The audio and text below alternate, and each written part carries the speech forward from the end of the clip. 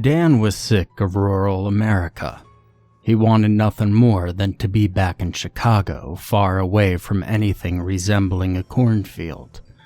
Instead, he was driving through an Iowa winter with huge white fields stretching into the distance on every side. Every 5 minutes, a lonely farmhouse would appear off in the distance, a long snow-paved driveway between it and the highway. The road felt like it was cut off from the rest of humanity, a single dark line through an otherwise pale, lonely world. It had been half an hour since he'd seen another car. Then there was the cold. Even with the car heater on full blast, the bitter cold seeped in through the windows. He looked into his rearview mirror and saw a large, dark mass of clouds rolling across the sky behind him. He couldn't tell which direction they were heading, but he hoped it was away from his destination. Looking back in front of him, Dan saw a road sign to the right. He only caught a glimpse as he went by, hoping to see that the town he was heading for was nearby. Unfortunately, ice and snow clung to the front of the sign, preventing him from seeing anything other than a C or an O. Dan was looking for a town that started with an O. And as the turn approached, he decided that he needed a break from driving on the god-forsaken highway for a bit anyway. Even if it wasn't the town he was looking for, maybe he could get something to eat and at least talk to someone. 8 hours of icy roads had taken its toll.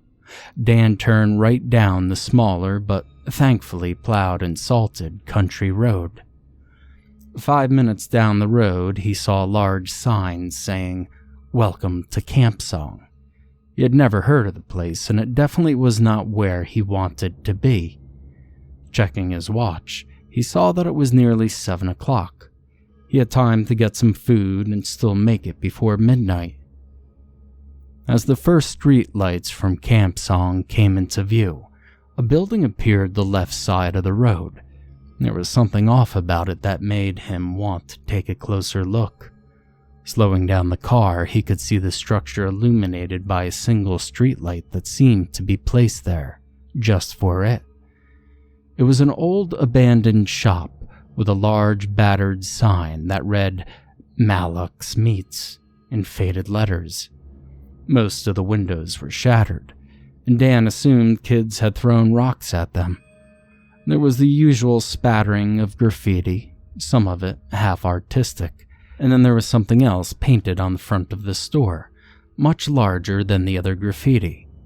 It took Dan a few moments to realize that it was a skeletal eagle. The artwork was rough, but not bad. The skeleton's head was rolled back, screeching up into the sky. Ragged patches of shadowy feathers hung beneath the arm bones. Dan stared at the painting for almost a minute before realizing that he had brought the car to a full stop in the middle of the highway. He took one last glance at Malak's Meats and drove on to Camp Song. More village than town, Camp Song appeared to be about 30 buildings in the middle of nowhere.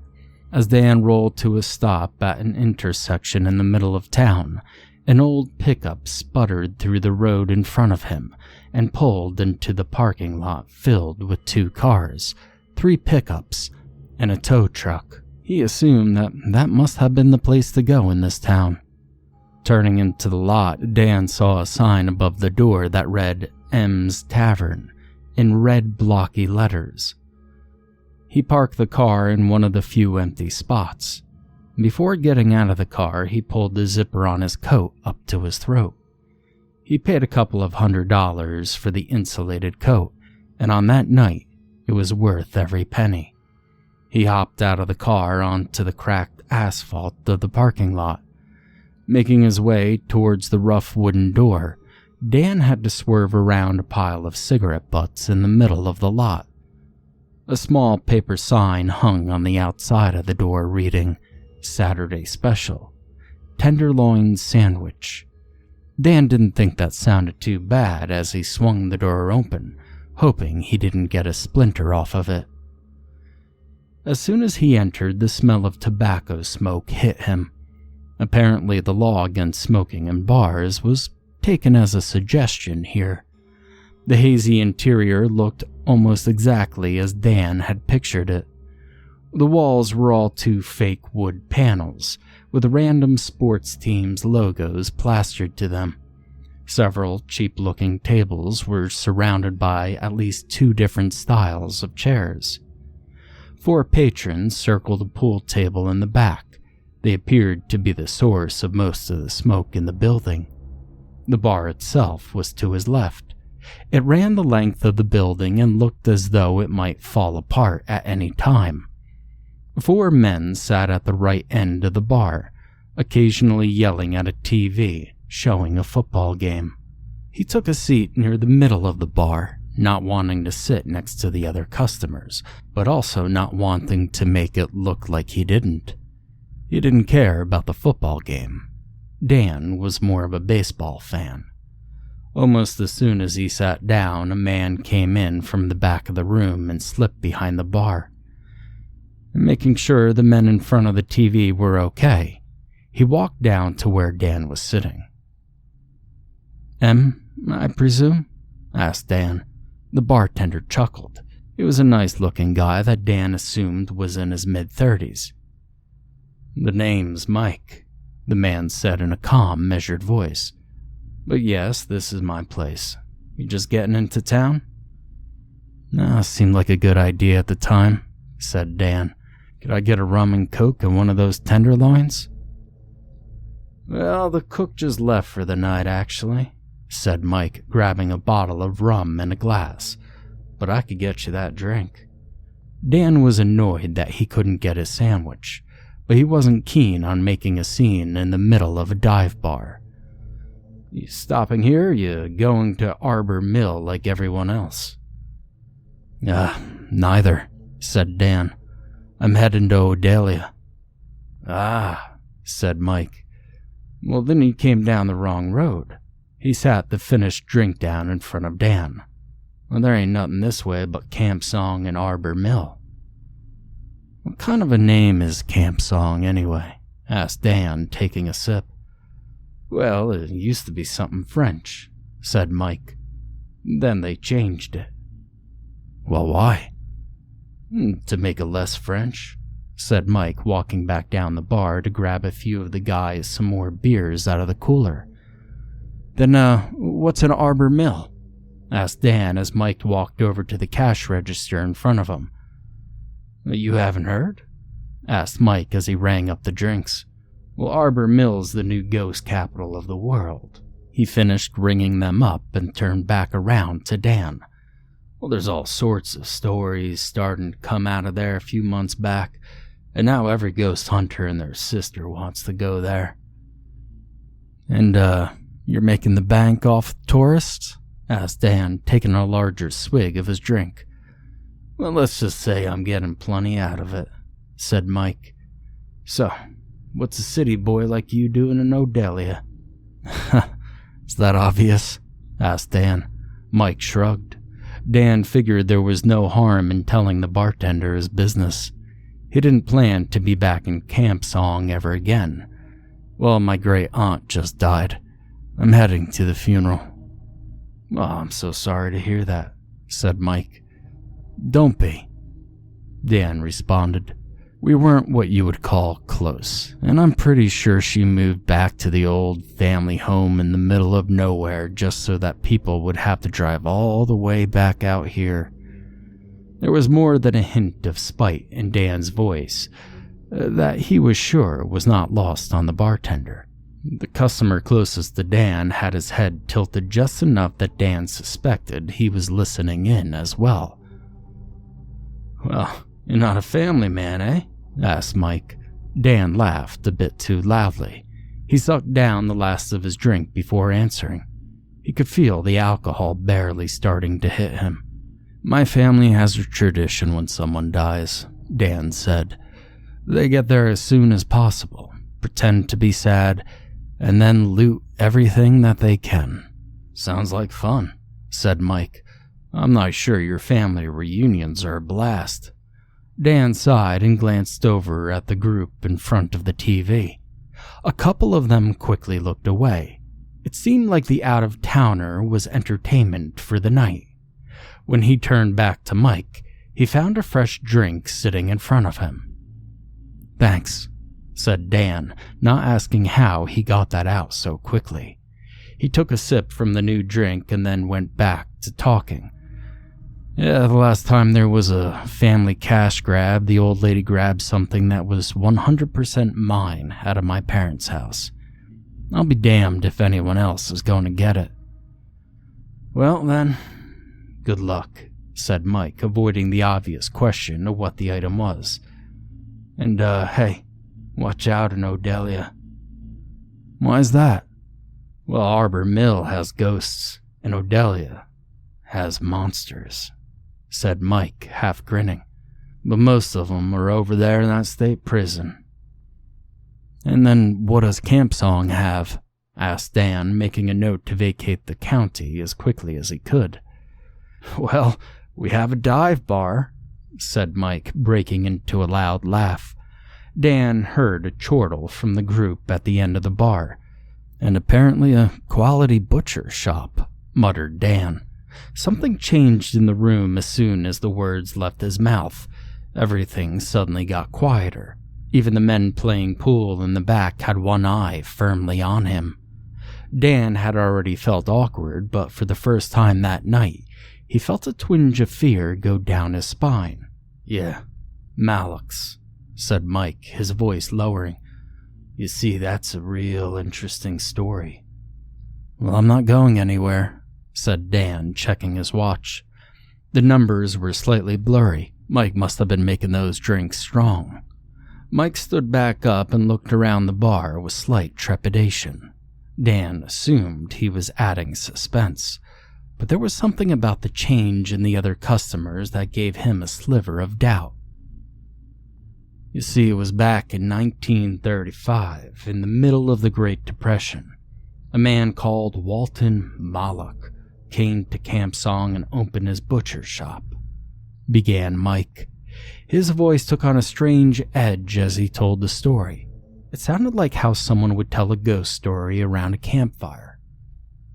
"Well, he came from Arbor Mill back when people didn't trust anyone that came from there all that easily.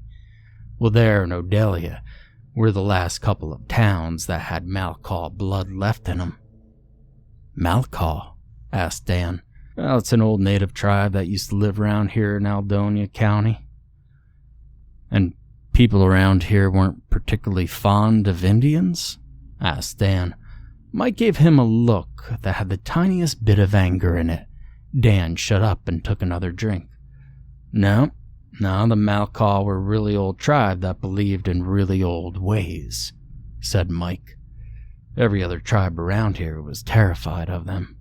They used to say that dark gods walked in Malkaw villages. They said bone eagles flew overhead." Dan thought back to the unnerving image painted onto the side of Malak's meats. Looking around, he saw that everyone else in the bar was listening to the bartender. They'd probably heard it 100 times, but they still had to listen to the obviously well-practiced story. So no, they didn't like the Malkaw, and most of them had what they called the Malkaw eyes. Pale blue. Malak had them too, so he was on the outs already with most of the town, until he actually started selling meat. "Then they liked him fine?" asked Dan, taking another drink. "Oh yeah, they did," said Mike. "Was cheapest meat in the state, courtesy of his brother's farm back in Odelia. And every Sunday he'd put up a sign for the Sunday special. People would come here from miles around for the barbecue pork on those Sundays." Dan thought he knew where the story was heading. And so everyone in Camp Song was happy. And then one day a guy goes to see his sister in Odelia. As he's leaving, he decides he wants to go see Malak's brother and thank him for giving him the meat so cheaply. "Let me guess," said Dan. There was no Malik farm. Mike scoffed as if he had planned on him asking that. "Oh, no. Well, there was a farm, all right," said Mike, "and the man tells Malik's brother that the cows and chickens were all well and good. But where were the pigs for the Sunday special? Well, the brother tells him that he hasn't had pigs in years. So he asks if there's another Malik's farm in Arbor Mill. His brother says no. The only other Malik in Odelia is his other brother, the sheriff at the jail." "Ooh, and there it is," said Dan, slurring his words slightly. "So what, he was sending him prisoners to cook?" "Well, you saw that coming, did you?" asked Mike, looking Dan straight in the eye. "Well, it's kinda hard not to," said Dan. Mike grinned, not looking as pissed as Dan thought he might for blowing the big finale. As Dan went to take another drink, he noticed that the group at the end of the bar was still watching Mike intently. "Well, that's not the end," said Mike. After the man got back to Camp Song, he riled up a mob and they headed out to Malik's to bring him to justice. "To lynch him, in other words," said Dan. "Yeah, more or less," Mike replied. So they drag Malik out of his shop, and he stands there in front of the mob and asks them, "Is this how you treat me after I fed you for a year? You still have money in your pockets because I saw a different way.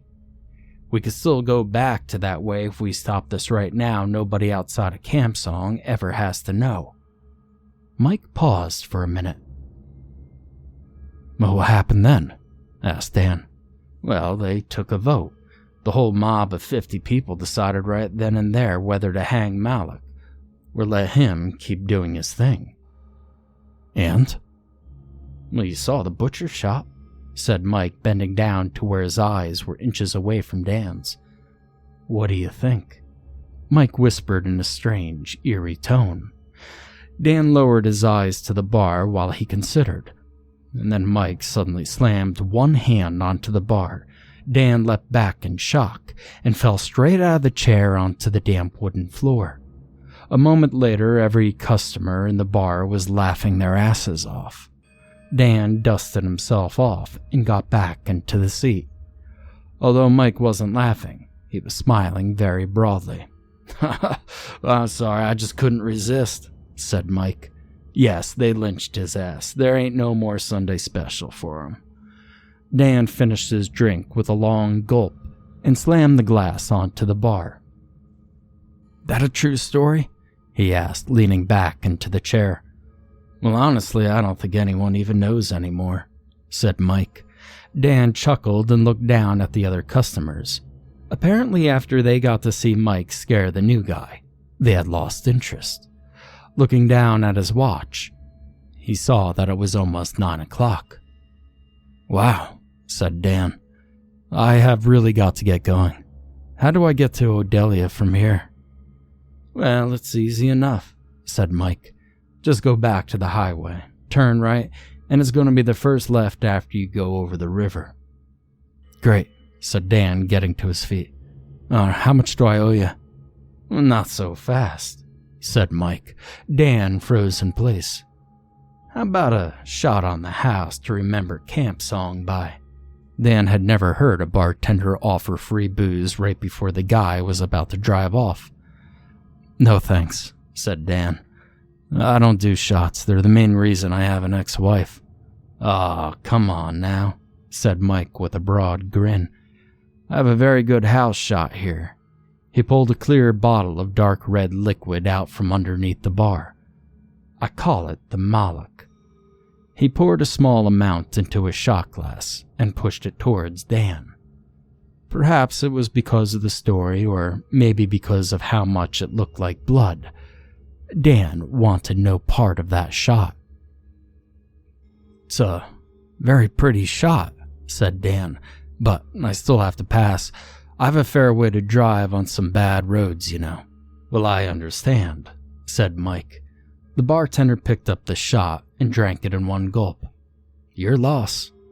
Dan grabbed a $20 bill out of his wallet and laid it on the counter. "Keep the change," said Dan. For entertainment." Mike laughed and grabbed the money off the bar.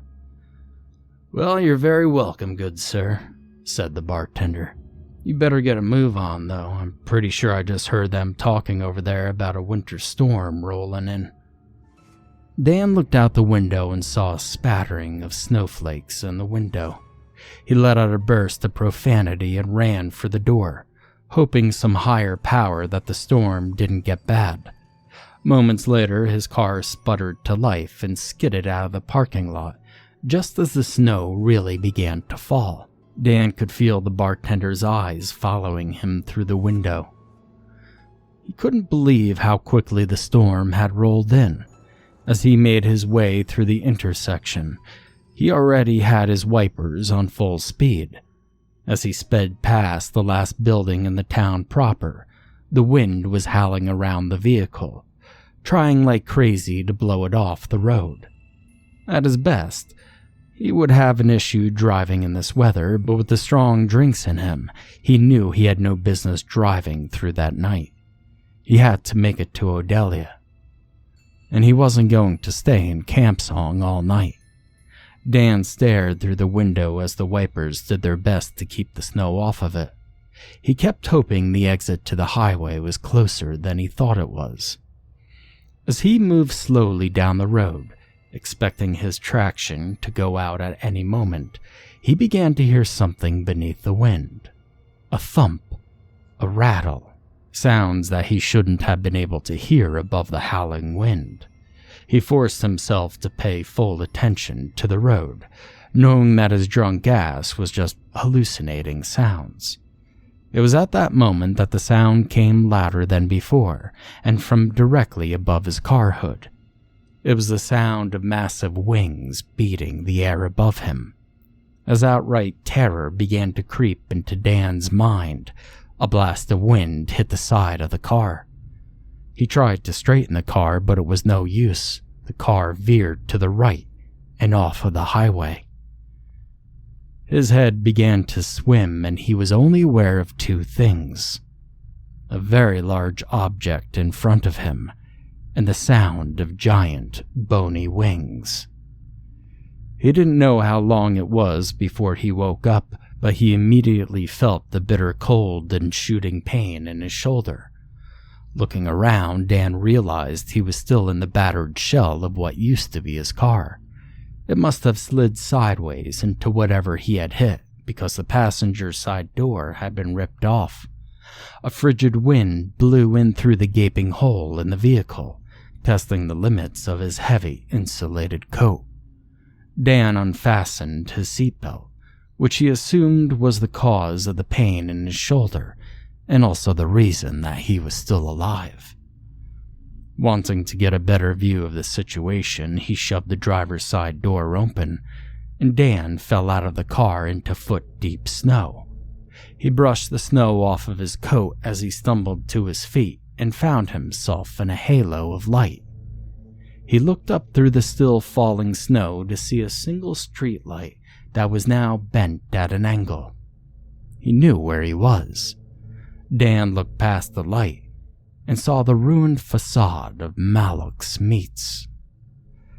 The butcher shop looked almost ethereal through the gusting snow. It was there one moment and gone the next, obscured by the storm. He quickly decided that there was only one thing to do. He had to get inside the building before he froze to death. He could think up of a more extensive plan once he was out of the blizzard. And as he made his way past the front end of his car, he saw that most of the passenger's side of the hood was crushed in. He was unsure whether his insurance was ever going to cover any of this mess. He stumbled through the mound of snow in the center of the abandoned parking lot and found himself standing before the painting of the bone eagle. He began to shiver as he looked up into the dark skeletal eye of the mural. It wasn't entirely the cold that made him do so. Dan had to tear his eyes away from it once again as he went for the still intact door to his left. He was at least relieved to be out of the wind. The frigid air still seemed to creep in through the broken windows, but at least the wind was at the other side of the shop. That was the only relief he found in the ruins of Malak's Meats. The main room of the store had a strange feeling, though. The pale light from the bent streetlight outside illuminated a room that felt as though time had stopped in it years ago. While it was true that the windows were broken and piles of snow lay around Dan's feet, the rest of the shop looked as though it had not been touched by the last several decades. The tile floor was largely intact, as were 3 rows of shelves in the middle of the room. A long meat counter on the other side of the room was empty, but looked entirely functional beneath a thick layer of dust. The only signs of degradation were in the walls and ceiling, which were full of cracks and peeled areas of paint. Dan moved carefully through the store and away from the windows. He saw a door behind the meat counter and thought he might be able to make it through the night in the back of the store. As he walked around the end of the counter and by 3 abandoned cooler doors, he took out his phone and turned on its flashlight. He considered calling someone for help, but after a moment of thought, Dan came to the conclusion that even if anyone knew where he was, they wouldn't be able to get there until the next morning. He was on his own for the night. He reached the door behind an antique cash register that still rested on the counter. As he reached for the door, for the second time that night, he heard a sound that should not have been there. A low buzz emanated from behind the door. It reminded him of the sounds he had heard coming from meat counters while they were carving up slabs of beef. All he could imagine was a blade sawing through flesh and bone. Dan stood there staring at the door, trying to rationalize what he was hearing. It had to be the liquor making him hear things. Like before in the car, he couldn't have heard the wings in the air. So he ignored the sound, pushed open the door, and delved into the back room. The buzz didn't get any louder, but it didn't go away. Dan shined his phone's light around the room, illuminating the abandoned cutting room. He could make out a rusted metal sink, a long counter, and 2 doors which he supposed were the meat freezer and cooler. It had the same timeless look as the main shop room, but it at least was slightly warmer. Dan sat down on the antique tile floor as a wave of nauseousness washed over him. The only thing he wanted was to pass out and figure out a way to get to Odelia in the morning. He shut off his phone light and lowered his body onto the ground. He was seconds from unconsciousness when he rolled over and felt something cold and wet on his cheek. He wiped the liquid off his cheek with a groan. He turned his phone light back on, expecting to see half-melted snow on his fingers. Instead, they were streaked with crimson. Dan slowly moved his eyes to the floor and saw a small puddle of blood where his head had been. He quickly began to feel around his head, searching for what he was sure would be a gushing head wound. Finding nothing but a matted area of hair, he rose to his feet and pointed his light at the counter above him. A gleaming meat cleaver lay on the counter. A small puddle of blood beneath it was running off and onto the floor below. Dan jumped away from the table and felt the antique sink dig into his back, a rusted edge jabbing into his back through his coat. The cleaver just lay there ominously. He struggled to remember whether he saw it when he came into the room. Was it just another thing that wasn't really there? As he stood there obsessing with his back against the sink, a loud cracking noise came from his right. This time, Dan could not suppress the frightened whimper coming out of his mouth as he dropped shuddering to the floor. Something from earlier in the night came back to Dan. The state prison less than an hour away. It suddenly made more sense than anything that he had just found the lair of an escaped prisoner. Summoning what was left of his composure, Dan crept forward and grabbed the bloody cleaver off the counter. The blade was as cold as ice, and drawing himself up to his full height and readying the cleaver, Dan spun into the doorway to face whatever was there. But he instantly froze as he found himself staring into the empty eye socket of a skeletal eagle. It stood atop the weathered meat counter, one claw perched on the old cash register. The thing was massive, blocking his view of anything else through the doorway. Tatters of flesh and down clung to its skeletal frame. Its wings were barely cohesive masses of rotting ebon feathers. Its head bobbed back and forth, the dark socket fixed on Dan. He heard its claws scratching at the counter beneath it. Snapping out of his stupor, Dan did the only thing he could think of. He raised his arm and hurled the cleaver directly at the massive eagle. It was an awkward throw, but its aim was true. It flew directly into the eagle's skull and passed through it. Dan could hear the cleaver land on the floor behind it with a loud thud. Dan collapsed to his knees as the vision in front of him began to fade, and a moment later, the eagle was gone. It had to have been a hallucination after all. Everything had been. He was about to break into hysterical laughter when the loud cracking noise came again from behind him. His heart skipped a beat as he realized where he had heard it before. It was the sound of a freezer defrosting. He still heard the buzzing sound from before as well. It was the sound of electricity running through the building. The freezer, directly behind him in the abandoned butcher's shop, was completely functional. He took a deep breath and turned towards the freezer door. He had had enough of this night. Summoning all that remained of his composure, he began to move slowly towards the door, and as he approached it, Dan could see light gleam off of it. A door that looked strangely modern in the middle of the antique site. His innards felt like they had turned to ice as he grasped the handle on the door and pulled it open. The pale light from the streetlight outside shone just bright enough to illuminate the nightmare lurking within, where large, dark bags hung from the ceiling. The shapes inside the bags were not from any animals. Dan didn't scream when he saw the contents of the freezer. He didn't run away, or he didn't even drop to his knees. A single thought just kept repeating in his mind. I knew this was coming. The very second he had woken up in front of Malak's meats, he had known there would be bodies in it, and they couldn't be real. After a few strong drinks and a probable head injury during the crash, of course he was going to see things.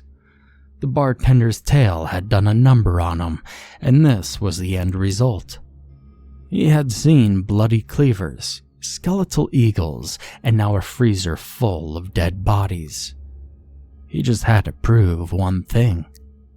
Dan walked forward and reached a hand out towards a large black bag, fully expecting that his hand would go right through it, returning him to a reality in which only thing to fear was the biting cold. When he felt a thin layer of plastic over what could only be a human hand, the terror finally came.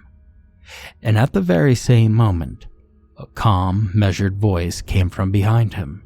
You should have taken the shot, it said. The rum was drugged.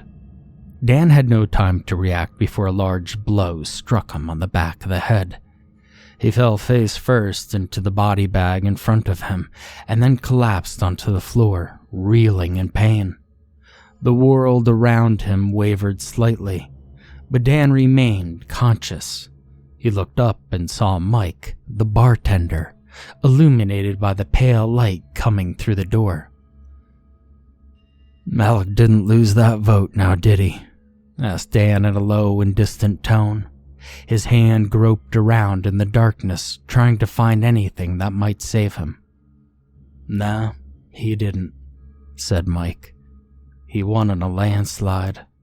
The bartender pulled something out of his belt. Dan saw the shimmer of light off the blade. Well, he was my grandpappy. And in his memory, Malik's Tavern still serves up the Sunday special, week after week, rain or shine. Do they all know? Asked Dan in a whisper. The whole damn town? Well, some do, said Mike. Some of them suspect, but in the end, ain't nobody does nothing about it. Dan was suddenly less annoyed that he hadn't gotten his tenderloin. Mike grabbed Dan and spun him belly up on the ground. He grabbed Dan's $200 coat by the front and ran his blade top to bottom, shredding the front of the garment. Before he could protest, Mike had ripped the heavy coat off of him, leaving him defenseless against the cold. Now I like you, Dan, said Mike, brandishing his knife. So I'll give you a bit of a choice here. I can make it end nice and fast for you right here, or I can lock you in and I'll let you freeze to death. If you want some time to make peace with things. Fuck you, said Dan, spitting out the words. Now don't say I didn't try, said Mike. He placed the foot on Dan's chest and readied his knife. It was at that very moment that Dan's hand found a large, heavy piece of ice on the floor beside him. Finding a strength that he could not have believed he could muster, Dan gripped the chunk of ice and swung it wildly in front of him. Mike let out a loud scream as the block landed a blow directly on his kneecap. The bartender collapsed to the ground next to Dan, grasping at his knee. Dan scrambled around and let out a wild kick at Mike's face. It connected with a dull thud, and Mike spat up blood. Dan's head began to clear as he saw the open doorway with light streaming weakly through. He struggled to his feet and lurched out of the freezer, stumbling through the cutting room and into the main store. He fell against the counter, grabbing it for support. Looking behind him, he saw Mike unsteadily rising to his feet. Looking towards the outside, Dan saw a spot of shining light on the floor. It was the cleaver he had thrown at the hallucination earlier. He slid over the counter and landed roughly on the floor on the other side. Hearing footsteps behind him, he frantically crawled past the old shelves to where the cleaver lay on top of a mound of snow near the broken windows. Dan dove the last few feet and clutched the blade with both hands. He rose to one knee and was about to spin around and face Mike when he heard an engine revving from outside. Dan froze in place, not wanting to look out of the window. He forced himself to look up and through the now dying blizzard. 2 vehicles had joined his wrecked car around the lonely streetlight. The first was a tow truck from the tavern, which was in the process of towing his car away to somewhere where no one would ever find it. The second was a large pickup with 2 men riding in the flatbed. Even with his clouded vision, Dan could see the scoped rifles they were holding. He was finished. His arms went limp at his side. The cleaver gave a dull clang as it struck the old tile floor. He only had to wait a moment before the calm, measured voice came from behind him once more, although in a slightly more nasally tone. "Now I really have got to know now," said Mike. "What were you going to get in Odelia?" Dan stared into the blizzard for a moment, and then began to laugh softly. Mike waited patiently as the laugh grew more frantic. It took a few seconds for Dan to compose himself again. "It was an autographed baseball bat," Dan said, tears beginning to well up in his eyes. My favorite player from the local minor league team. It was in my dad's room when he died. The old lady just took it, and I just wanted it back." "Well, I understand," said Mike after a brief silence. "And I promise you..." Dan felt the tip of a knife against the back of his neck.